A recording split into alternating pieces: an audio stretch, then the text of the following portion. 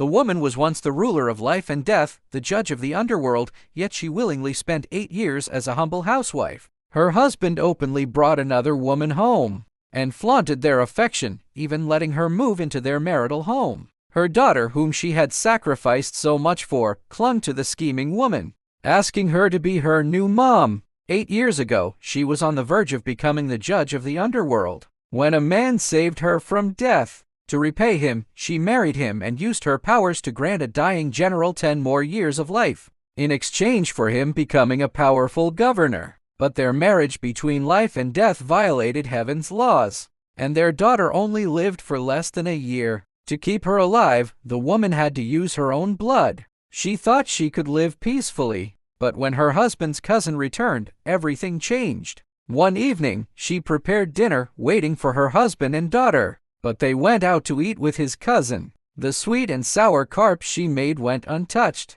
while her daughter excitedly said she'd eat steak and buy toys with her cousin, clearly showing disdain for her. Even worse, her husband brought the cousin home and staged a happy family scene in front of her. The cousin mocked her, wearing her clothes and calling her a servant. Her daughter clung to the cousin, crying for her to be the new mom. Her husband did nothing to stop it and fawned over the cousin. He had been having an affair with her for years, even naming their daughter after her. The woman remembered a glass jar her husband gave her years ago. He promised that every time he angered her, she would fold a paper crane and put it in the jar. She had vowed to forgive him 101 times. But the jar was full, and her last chance to forgive him had passed. She didn't know that her 8 years of suffering were meant to sever emotional ties and make her the heartless judge of the underworld. Her husband's betrayal was her final trial. She had brewed a life-saving potion with her blood to keep her daughter alive,